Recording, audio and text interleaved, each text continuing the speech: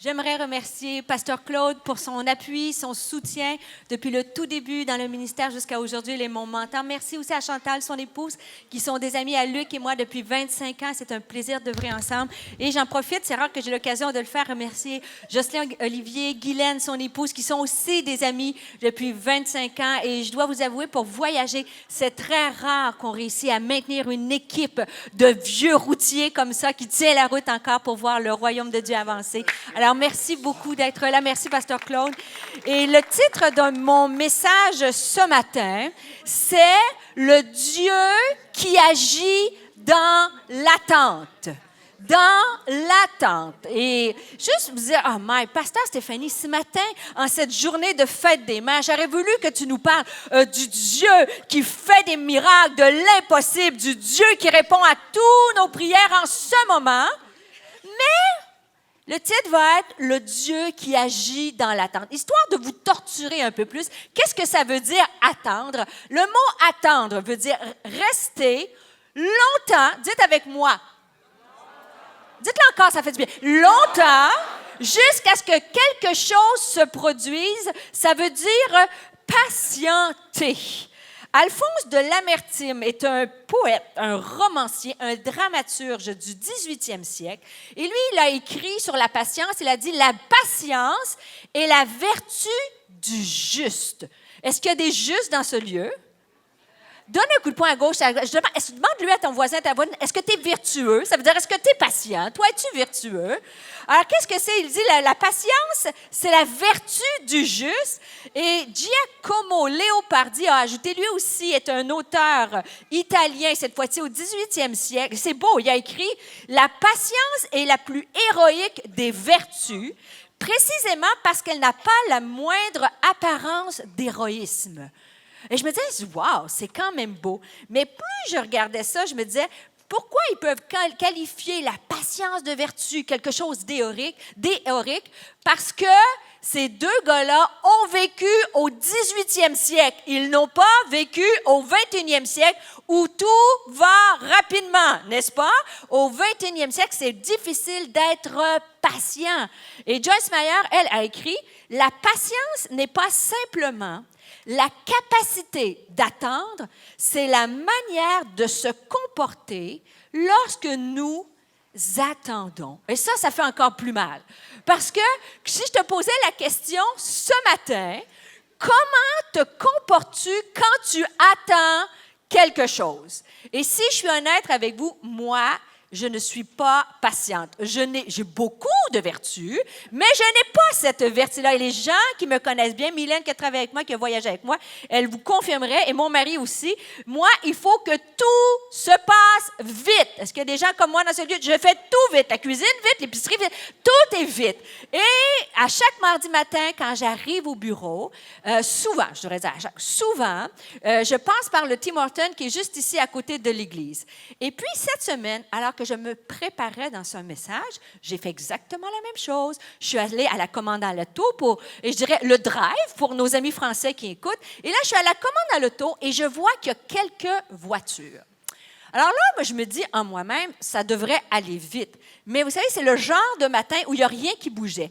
J'ai eu le temps de regarder mes courriels. Je tiens à préciser que j'étais arrêtée. Alors, je regardais mes courriels. J'ai eu le temps de remettre mon mascara, me maquiller. J'ai eu le temps d'exprimer verbalement quelques petites frustrations. Quand finalement, ce qui m'a semblé désert, je suis arrivée au drive, à la commande, et la personne m'a donné mon café et il m'a dit « Bonne journée ». Et dans mon esprit, j'avais l'impression que ça faisait des heures que j'attends, mais j'ai regardé à l'intérieur de ma voiture, ça faisait 4 minutes. J'ai attendu 4 minutes, ça m'a eu l'air une éternité. Et alors que j'étais en pleine frustration et je vois le gars me donner mon café, que je réalise, n'est-ce pas, que c'est un étudiant de l'ITF qui est là.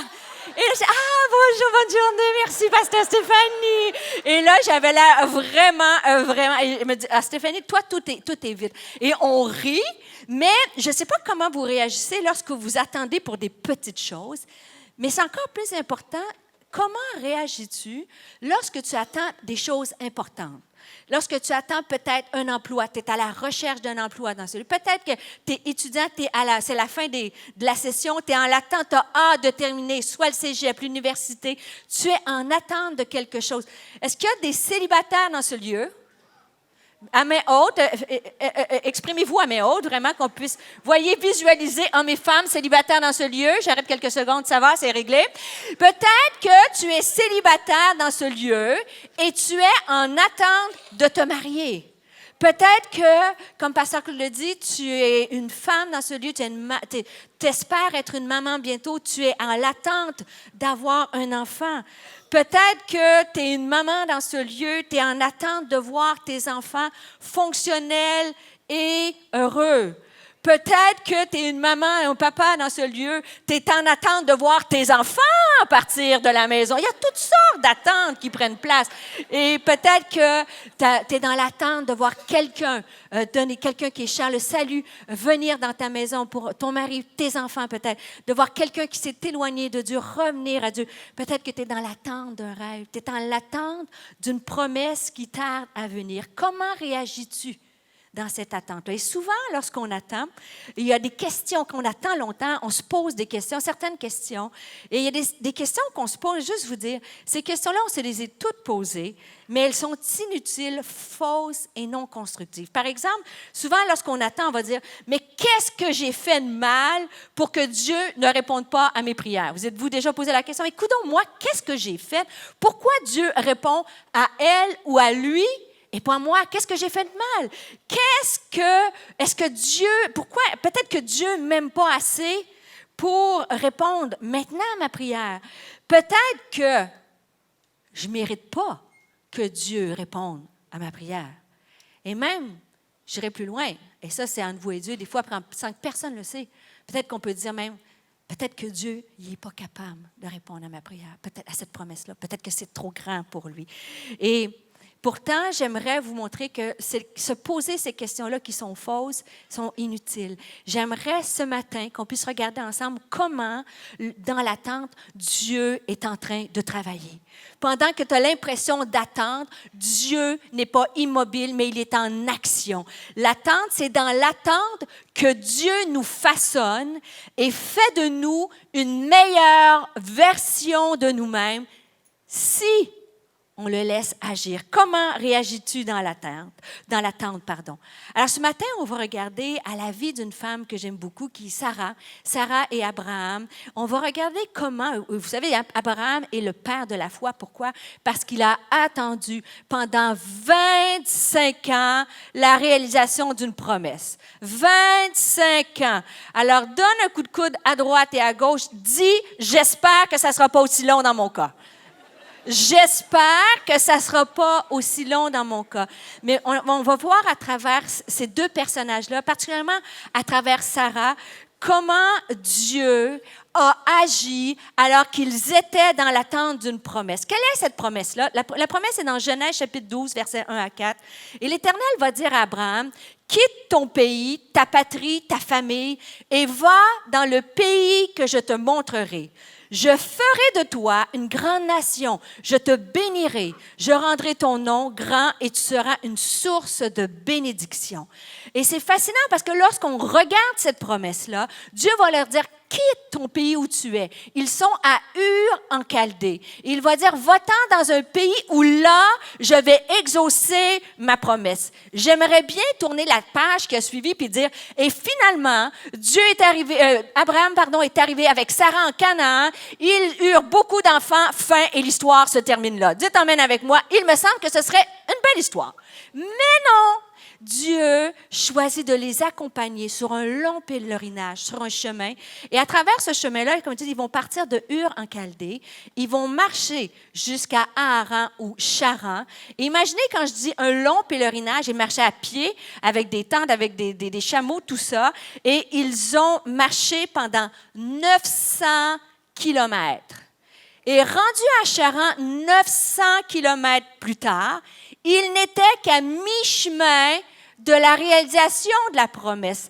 Alors Dieu, on va voir tout au long de ce cheminement-là, comment Dieu ne les abandonnera pas. Au contraire, comment chaque lieu de Charan par la suite à Canaan, où ils vont avoir effectivement la bénédiction, comment à travers ces trois lieux-là étaient des endroits destinés où Dieu voulait agir. C'était des incontournables. J'ai dit Ur en Chaldée, c'était le lieu de l'incompréhension, j'ai appelé, le lieu de l'incompréhension et de la guérison. On va voir par la suite, alors qu'ils sont à Charan, ça a été Charan est le lieu de la transformation et de la libération.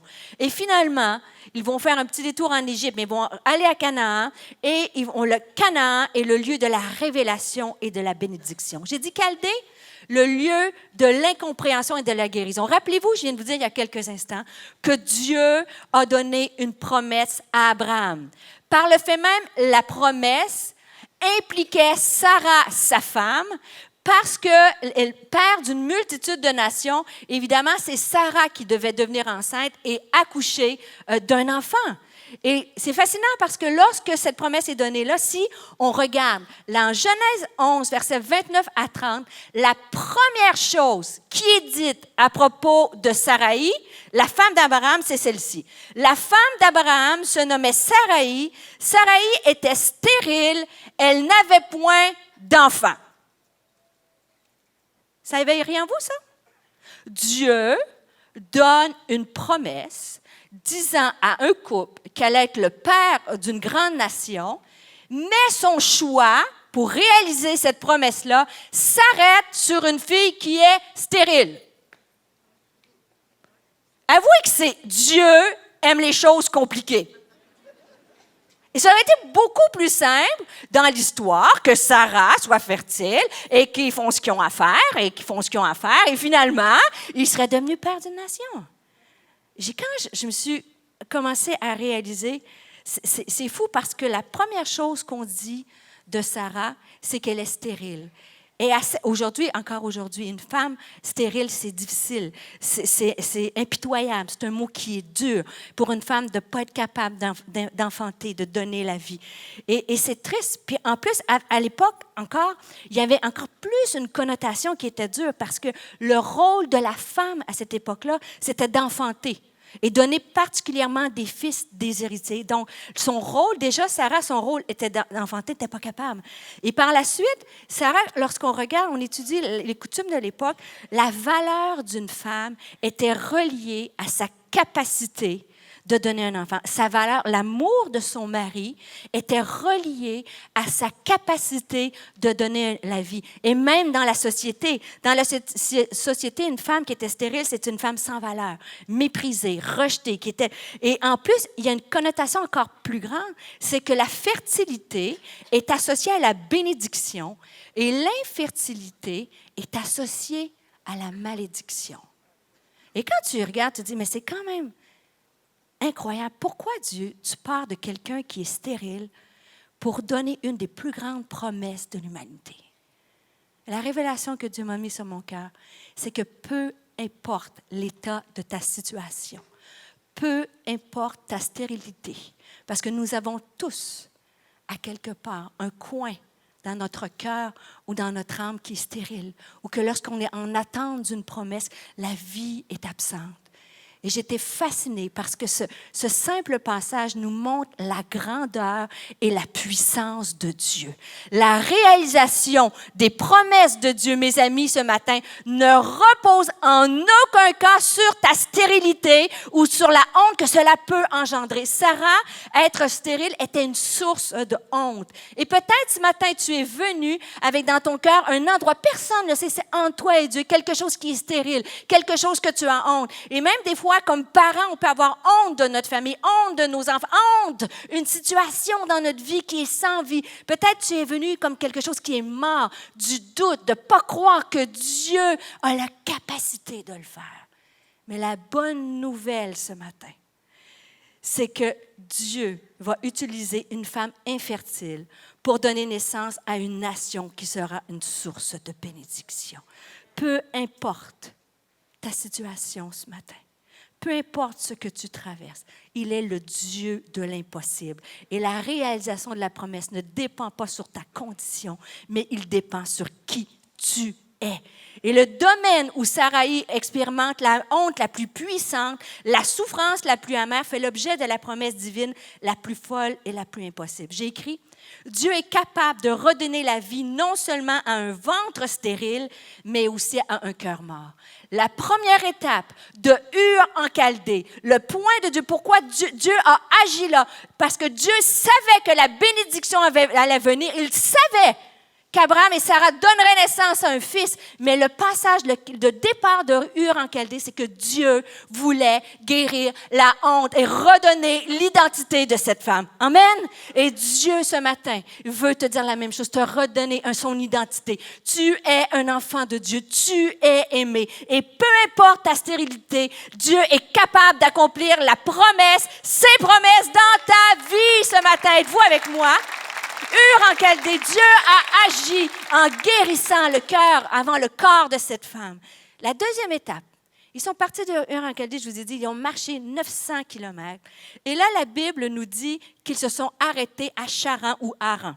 Et dans Genèse 11, verset 31, il est écrit, Térak prit son fils Abraham. Térak était le beau-père de Sarah, le père d'Abraham. Il prit son petit-fils Lot, qui était le fils d'Haran, et sa belle-fille Saraï, la femme de son fils Abraham. Ils sortirent ensemble d'Ur en Chaldée pour se rendre dans le pays de Canaan, mais arrivés à Haran ou Charan, ils s'y installèrent. Et c'est fascinant parce que alors qu'ils marchent dans la promesse, ils marchent tous ces kilomètres-là, ils arrivent à un lieu, ils sont obligés de s'arrêter. Et je ne sais pas si vous ou moi, ou que vous êtes comme moi, mais bien des fois, quand je prie, j'attends la réalisation d'une promesse. Des fois, j'ai l'impression d'être arrêté. J'ai l'impression d'attendre et d'attendre. Et c'est exactement ce qui prend place. La Bible dit qu'ils s'y arrêtèrent. Et s'y arrêter, c'est pas genre, ils ont pris un petit bed and breakfast sur le bord de la route puis ils ont attendu au lendemain pour repartir. Et c'est même pas qu'ils ont arrêté quelques jours ou quelques semaines. Ils se sont arrêtés pour une longue période de temps. Et là, j'ai voulu creuser pourquoi ils se sont arrêtés là. Et c'est en fait, c'est Tara, le beau-père de Sarah, le père d'Abraham, qui était le chef de la famille, qui a décidé de s'arrêter là.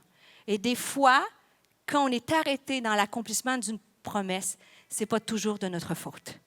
Des fois, il se passe quelque chose dans la vie de quelqu'un que Dieu doit changer. J'ai écrit Charan, le lieu de transformation, de libération. C'est à cet endroit-là que Dieu va venir libérer Sarah et Abraham de l'idolâtrie. Alors, on me dit, mais pourquoi l'idolâtrie? Abraham et Sarah étaient des gens qui adoraient Dieu, Elohim, le Dieu créateur. Mais la Bible nous dit dans Josué, chapitre 24, vous pourrez voir les textes, on nous dit, chapitre 24, verset 2, si vous regardez, ça dit, Josué qui parle, il va dire, voici ce que je déclare l'Éternel, le Dieu d'Israël. Il y a bien longtemps, vos ancêtres, en particulier Téra, le père d'Abraham et de Nachor, ont habité de l'autre côté de l'Euphrate et ils rendaient un culte à d'autres dieux. Et c'est exactement pourquoi Abraham et Sarah étaient bloqués à Charan? Parce que Téra était un homme qui adorait un autre Dieu. Et pourquoi Charan? Parce que Charan était connu pour être un lieu de culte, d'idolâtrie, du culte lunaire. Il y avait un temple connu dans cette époque-là pour les gens allaient adorer le Dieu de la Lune. Pourquoi je vous raconte ça, le Dieu de la Lune? Alors, c'est fascinant. Toute écriture est inspirée. Il n'y a rien, il n'y a pas un détail que Dieu ne veut pas nous enseigner. Et alors que Téra est là, le Dieu de la Lune, c'est le Dieu de la fertilité. Ah, êtes-vous avec moi? Pendant qu'ils marchent vers leur promesse, quand la route est longue et aride, chacun et chacune d'entre nous, nous avons tous été peut-être à Charan. Et de dire, si c'est long, et c'est ce que Téra a fait, Téra, je suis certain qu'il disait, si Dieu ne le fait pas, moi, je vais le faire à ma façon. Et l'idolâtrie était entrée dans la famille. Et quand je parle d'idolâtrie, on a tous des idoles aujourd'hui. Là, vous allez me dire, franchement, pasteur Stéphanie, des idoles, comment? Quelle sorte d'idole? Je ne parle pas d'idole physique où vous mettez à genoux, où vous prosternez. Mais si on regarde bien ça, souvent, il y a quelque chose. L'idole, c'est remplacer la foi en Dieu par quelque chose d'autre. Mettre la foi dans un autre Dieu avec un petit D. Là, on va dire, quelle sorte de Dieu tu veux parler? Des fois, des idoles, ça peut prendre toutes sortes de façons. Hein? Une des idoles, ça peut être, comme a fait Terah, le contrôle. Dans l'épuisement, la fatigue, si Dieu n'agit pas, je vais le faire à ma façon. Ça peut être du compromis, attendre un mariage, attendre de rencontrer un homme. Si Dieu ne me l'envoie pas, je vais le faire à ma façon. Élever des enfants, ça peut être toutes sortes de façons, du compromis. Ça peut être une relation que ce matin, Dieu te dit, tant que ça, c'est dans ta vie, quelque chose que tu as avec quelqu'un, quelque chose, Dieu, tant que tu as ça dans ta vie, tu vas être bloqué à Charan. Ça peut être quelque chose. Vous savez, une idole, ça peut être des fois nos peurs et nos craintes. Parce que des fois, nos peurs et nos craintes nous nourrissent plus que la foi. Et moi, je n'ai pas de honte, j'ai pas de jugement. Parce qu'on a tous eu, en tout cas pour ma part à moi, je vais dire, faire face à une situation que j'attends et que j'attends encore. Et des fois, tu as peur, tu as l'impression que ça n'arrivera pas, ou tu as été déçu. Et ça vient au-dessus de Dieu.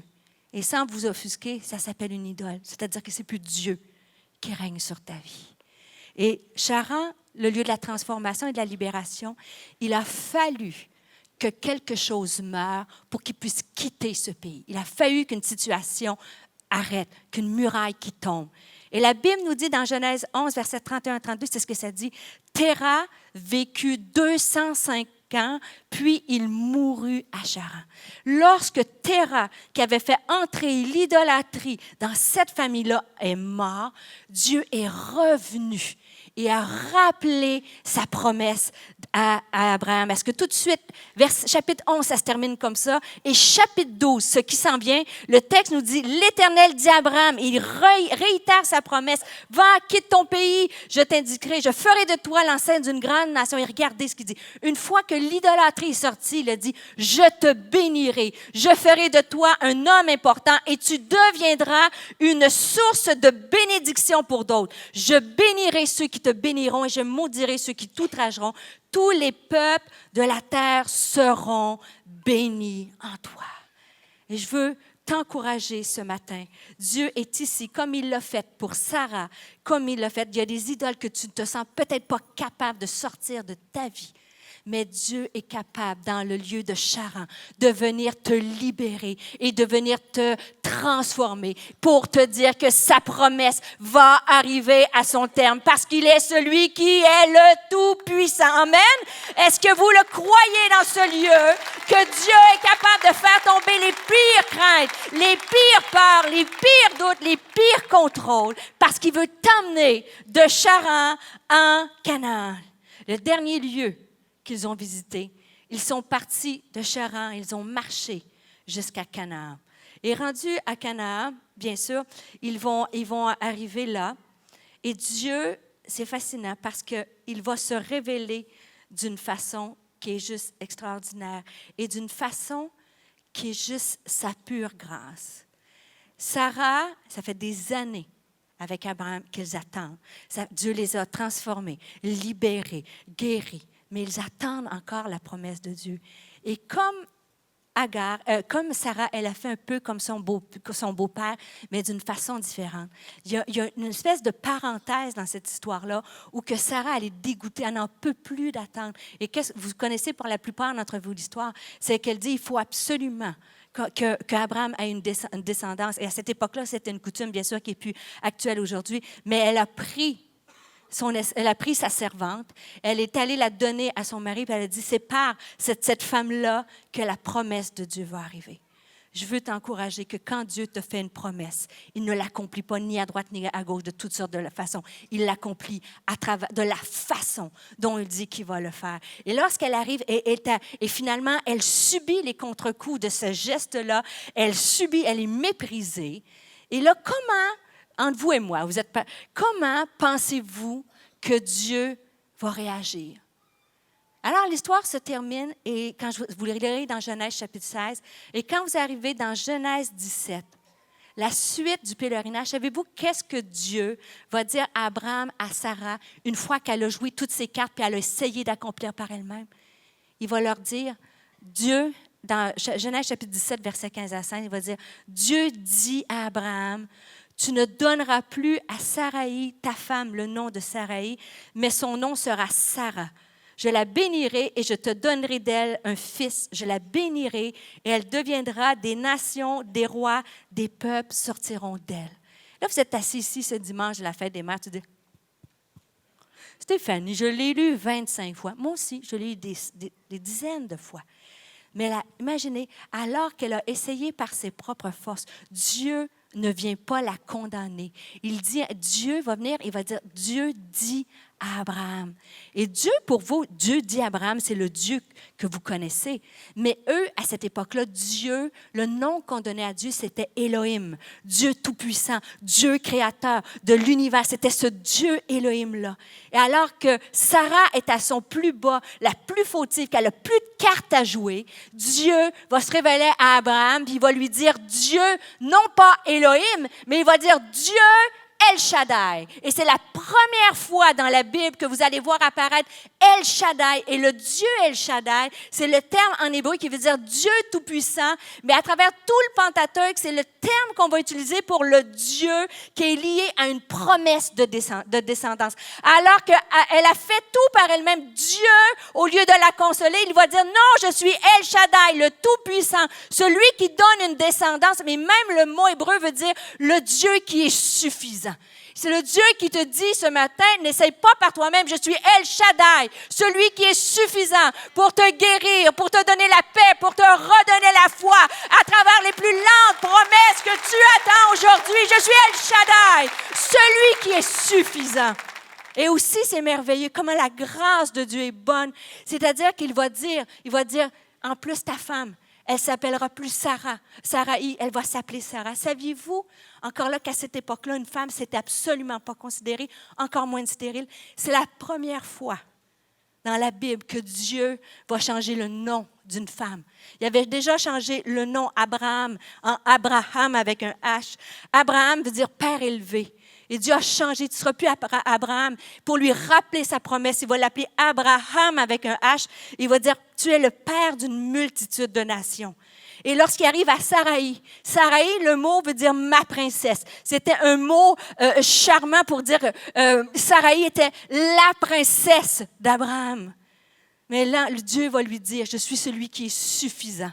Et je te dis que je réitère ma promesse envers toi. Et Saraï veut dire princesse d'une multitude de nations. Je ne sais pas si vous êtes avec moi, mais comment une femme stérile, sans aucune arrière, aucune descendance, aucune destinée, Dieu la voit et dit, je suis suffisant pour toi. Et il va changer ton nom d'une princesse à la princesse des nations. Alléluia, Canaan est le lieu de la révélation et le lieu de la bénédiction. Alors que j'arrive à la fin de ce message, j'ai invité tranquillement les musiciens à s'avancer. Et moi, tout ce cheminement-là m'a tellement béni parce que j'ai déjà été à Ur en Chaldée, de la honte dans certains aspects. J'ai déjà été à Charan, des choses que Dieu m'a dit. Laisse ça de côté, je vais te libérer afin que tu puisses rentrer dans ta promesse. Et merci Seigneur que même quand je me préparais pour la fête des mères, j'étais en Canaan où El Shaddai est venu me dire, je suis avec toi dans ta maison. Je suis avec toi dans la promesse que tu attends. Tu n'es pas une princesse, tu vas être une princesse. Dieu va t'utiliser d'une certaine façon. Et le dernier point, j'ai dit, tout mon message, c'était le Dieu qui agit dans l'attente. L'', attente. Mais ce matin, alors que le message tire à sa fin, je veux vous rappeler que Dieu est aussi celui qui agit dans l'attente. N'est-ce pas un beau? J'ai travaillé fort quand même pour ce jeu de mots-là extraordinaire. Merci beaucoup. Ça me touche profondément. Et pourquoi je termine avec ça? Parce comment on voit la nature humaine, alors que Dieu a agi, s'est manifesté tout au long de ce pèlerinage, on arrive à la fin, presque à la dernière année de l'obtention de la promesse. Ça fait 24 ans que Sarah attend. Et là, la Bible nous dit en Genèse 18 que l'Éternel s'est encore révélé. Il a pris la forme de 3 anges et il se présente à Abraham. Ils vont arriver. Alors, Abraham va les accueillir, il va se prosterner, il va offrir l'hospitalité, il va les faire manger. Mais encore là, comment la bonté de Dieu. Et lorsque ces anges-là vont apparaître, ils vont dire dans Genèse chapitre 18, versets 9 à 14, « Alors ils lui dirent, où est Sarah, ta femme? » Et il répondit, « Elle est là, dans la tente. » Et déjà, c'est surprenant que ces hommes-là, qui faisaient la représentation de Dieu sur terre, disent encore à cette femme-là, « Et où? Et où, Sarah? » Il dit, « Elle est dans la tente. » Et l'un des visiteurs dit, « Je reviendrai chez toi l'an prochain, et voici Sarah, ta femme, aura un fils. » Sarah se trouvait à l'entrée de la tente, derrière Abraham, et elle écoutait. Et tous les mots sont importants.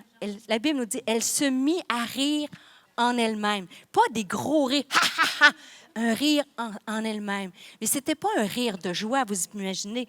Ça dit, comment cela serait possible que je sois enceinte? Abraham était déjà vieux. Elle dit, et j'ai passé l'âge d'avoir des enfants. Elle dit la phrase suivante, maintenant que je suis usée, aurais-je encore des désirs? Et mon Seigneur aussi est vieux. Et lorsque tu t'arrêtes là, tu te dis, elle a un rire, alors qu'elle est dans la tente, elle commence à entendre encore une fois la promesse que Dieu, dans son amour, va lui dire, l'année prochaine, à pareille date, tu vas être enceinte. Et au lieu de croire, elle est cachée comme ça à l'entrée de la tente. Et si vous prenez le temps à la maison d'écouter le texte, alors qu'elle entend les trois hommes sont de dos. Abraham est derrière, est de dos aussi. Personne ne la voit. C'est pour ça qu'il la cherche. Elle est cachée. Et pendant qu'elle entend la promesse, elle se met à rire, mais un rire sarcastique, un rire d'amertume, un rire d'abandon, puis de dire, mais ça se peut pas, moi j'ai abandonné. Et alors qu'elle est toute cachée, qu'elle pense que personne ne la voit, un des hommes va lui dire, mais pourquoi ta femme a-t-elle ri? Et je m'arrête un instant. Comment ces hommes ont pu la voir alors qu'ils ont le dos tourné, alors qu'elle est cachée dans la tente et alors qu'elle rit en dedans d'elle-même? C'est Dieu qui leur a révélé. Et peut-être ce matin, tu es comme Sarah. Moi, je m'inclus. Peut-être tu étais un moment dans la tente. Et alors que Dieu te dit, hein, il va leur dire, l'ange il va lui dire, hein, y a-t-il donc quelque chose que Dieu ne soit pas capable de réaliser? C'est exactement ce que je te dis ce matin. Est-ce qu'il y a quelque chose que tu crois dans ta vie, dans ta maison, que tu attends? Puis on te dit, Dieu est capable de tout faire. Dieu, c'est le Dieu de l'impossible. Mais toi, ce matin, homme ou femme, tu es peut-être à l'entrée de cette tente-là.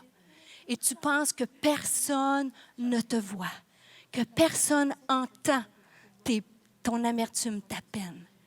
Mais je veux juste te dire que ce matin, comme ces hommes ont vu Sarah cachée, Dieu te voit.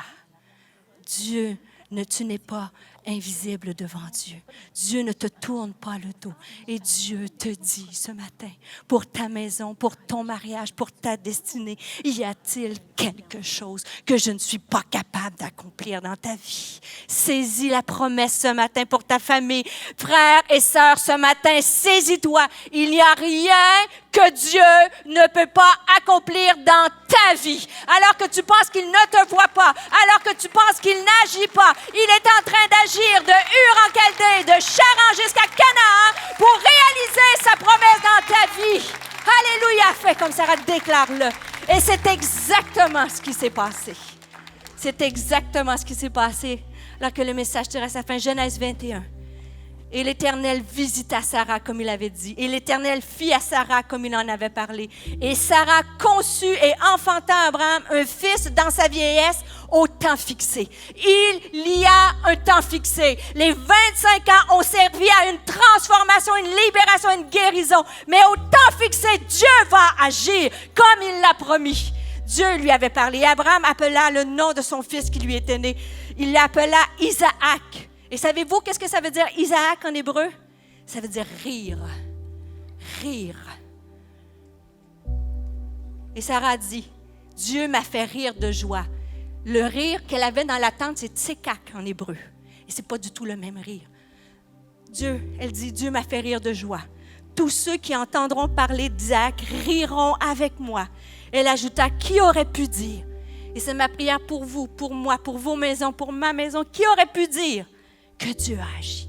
Qui aurait pu dire que Sarah allaiterait des enfants? Pourtant, je lui ai donné un fils dans sa vieillesse. Et je veux t'encourager ce matin. Dieu transforme les rires d'amertume en rires de joie. Dieu transforme les deuils en allégresse. Dieu a agi, écoutez-moi bien, Dieu a agi dans l'attente. Dans l'attente. Bien sûr, on va se parler franchement, Abraham et Sarah ont aussi agi dans l'attente. On est d'accord pour qu'elles deviennent enceintes. On est correct avec ça? Et je me disais, pourquoi qu'elle s'était écrit, aurais-je encore des désirs? On est âgé, aurais-je encore des désirs? Dieu, dans l'attente, a fait 2 miracles. Le premier, c'est remettre le désir de recommencer. Dieu, ce matin, peut donner la foi de recommencer à prier, recommencer à croire pour les choses qui ne sont pas comme elles vont devenir. Et dans cette tente, il a donné cette foi de recommencer. Ils ont fait ce qu'il était dans leur pouvoir. Mais Dieu a guéri la stérilité d'une femme pour la faire enfanter et qu'elle devienne père d'une multitude de nations. Amen. Et c'est le Dieu, ce même Dieu aujourd'hui, que nous choisissons d'aimer, qu'il est mort à la croix pour vous et pour moi. Et juste en terminant, je sais que ça fait trois conclusions, mais que voulez-vous? Mon pasteur Claude, c'est comme ça qu'il m'a enseigné. Il y a au moins 3 conclusions aussi. Et alors que je termine, il n'y a pas un meilleur exemple de parler de comment l'attente nous transforme. Et j'ai dit, le charbon, c'est un peu à l'exemple de vous et de moi. Un charbon, c'est noir, c'est sale, c'est sans valeur.